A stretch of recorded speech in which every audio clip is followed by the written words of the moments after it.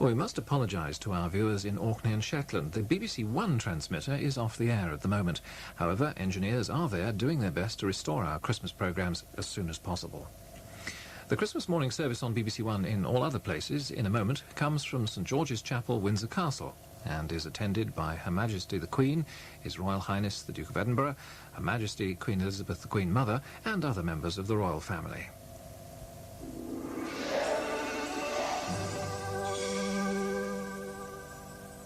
Here on BBC2, we come to the second feature film of the morning, a musical whose title song has become synonymous with the season and the sentiment.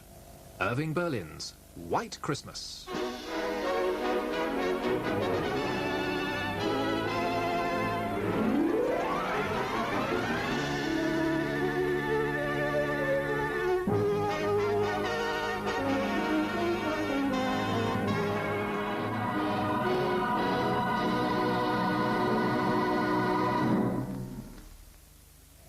BBC2 in just under 10 minutes continues its festivities in a somewhat abstemious manner, joining Ronnie Barker behind those bars which keep booze out rather than in, because that's what porridge is all about.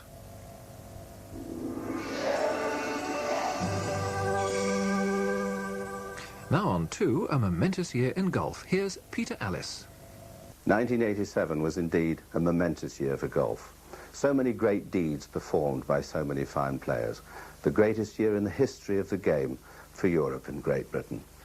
But as we're now here at Christmas, it's also a sad time, because we have the news that Henry Cotton, Britain's greatest golfer certainly for 30 years, and in many people's opinion and eyes, the greatest player we've ever produced, has died. Winner of the Open Championship on 3 different occasions, 1934, 1937 and 1948, he was a man of great foresight, a man who always encouraged the young, a tremendous driving force in the game of golf. He will be very sadly missed indeed. But let's take a moment to look back at 1987, which Henry was privileged to see, and so were we. A salute to 1987, and to you, Henry.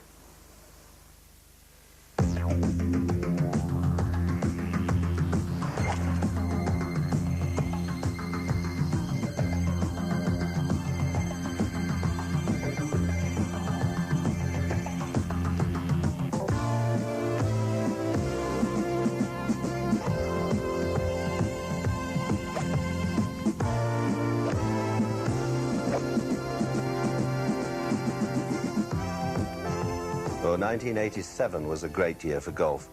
Indeed, a memorable one, dominated perhaps by these 2 trophies more than any other events during the year. The old silver claret jug, the Open Championship trophy. On those bands of silver are all the names of the greatest players that ever walked the fairways of the world.